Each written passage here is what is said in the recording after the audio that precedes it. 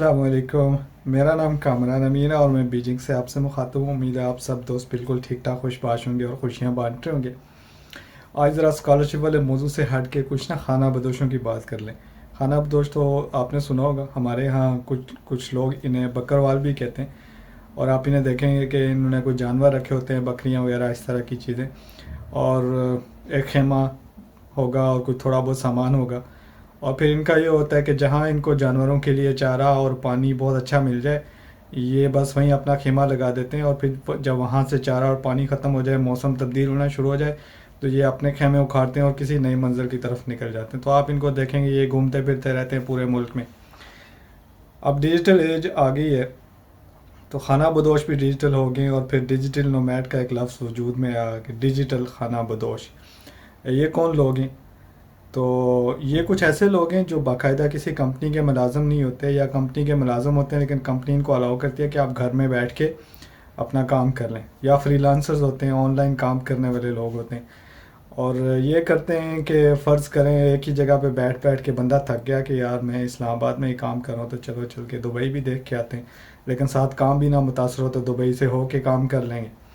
या दूसरा ये होता है कि फ़र्ज़ करें कोई हमारे पाकिस्तान की तरह के मुल्क में जहाँ पे बिजली का मसला, पानी का मसला, गैस का मसला, मसले ही मसले घर में बैठ के काम करना भी मुश्किल।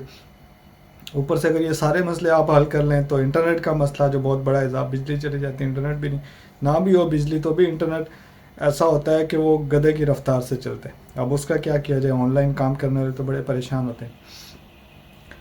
तो फिर इसका हल ये है कि वो अपना बोरिया बिस्तर उठाते हैं, यानी एक लैपटॉप लेते हैं और किसी ऐसे मुल्क की तरफ निकल जाते हैं जहाँ पे उनको अच्छी सहूलतें मिलें, कम से कम इंटरनेट अच्छा मिले, वहाँ बैठ के वो अपना काम कर लें। ये लोग डिजिटल खाना बदोश हो गए। इनको भी जहाँ पे चारा पानी अच्छा मिल गया वहीं पे डेरा डाल दिया और वहाँ पे अपना काम कर।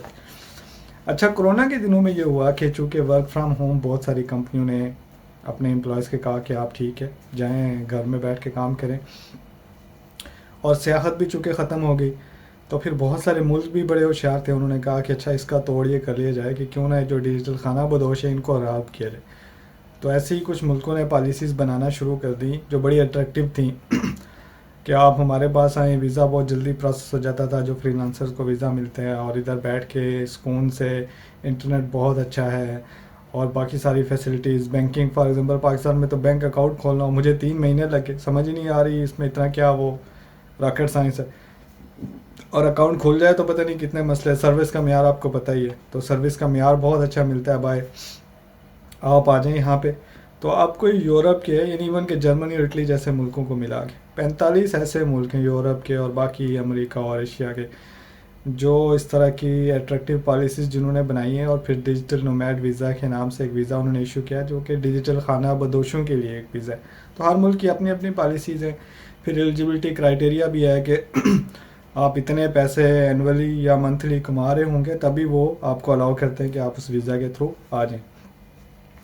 तो ये एक बड़ी बेहतरीन अपॉर्चुनिटी है, हमारे लोगों को ज़रूर फ़ायदा उठाना चाहिए। एक तो ये कि हमारे यहाँ मसाइल बहुत सारे, तो ज़ाहिर आप उन मसाइल में रहते हैं तो उतना अच्छा परफॉर्म नहीं कर पाते।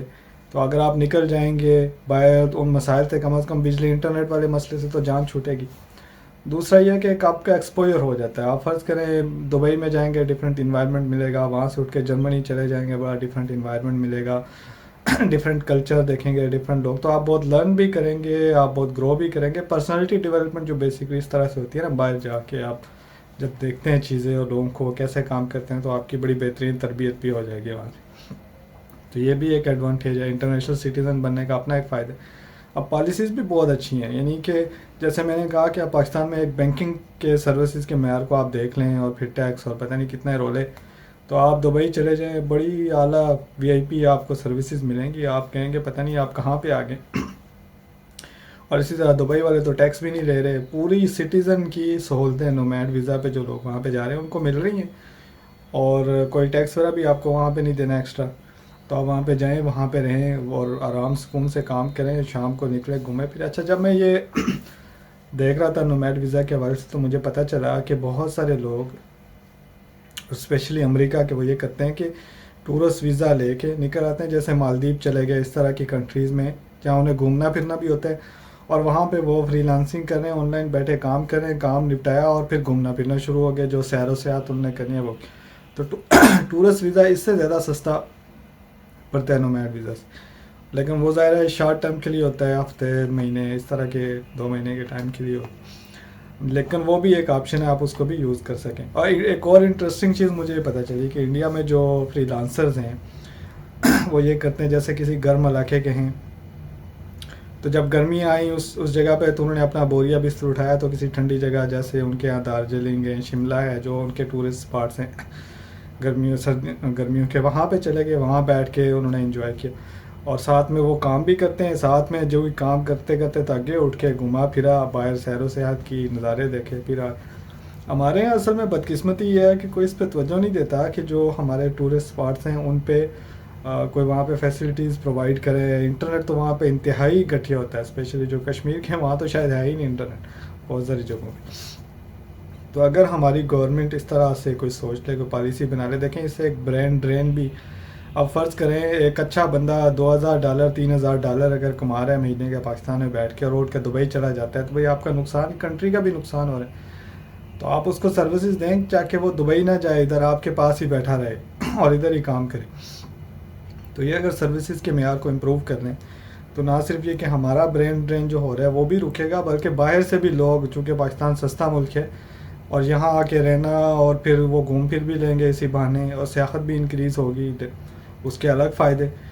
تو اگر اچھی سروسز پرووائڈ کی جائیں اور پھر اس طرح کے ٹورسٹ اسپاٹ اور اس طرح کے ڈیسٹینیشنز بنائی جائیں جہاں فری لانسرز کو بڑی اٹریکٹیو آفرز ملیں، تو نہ صرف ہمارے اپنے فری لانسرز خوش ہوں وہاں پہ کام کریں، بلکہ باہر سے بھی لوگ۔ تو مجھے امید ہے کہ آپ کو یہ آئیڈیا بہت اچھا لگا ہوگا، اور جو لوگ ایلیجیبل ہیں وہ لازمی ٹرائی کریں، 1 سال کچھ مہینے ایک کنٹری میں گزاریں، پھر کسی دوسرے کنٹری چلے جائیں، پھر کسی دوسرے کنٹری چلے جائیں، اور ساتھ میں مجھے اپنی دعاؤں میں یاد رکھیے گا۔ میں اس پہ آپ سے اجازت چاہوں گا۔ السلام علیکم ورحمۃ اللہ۔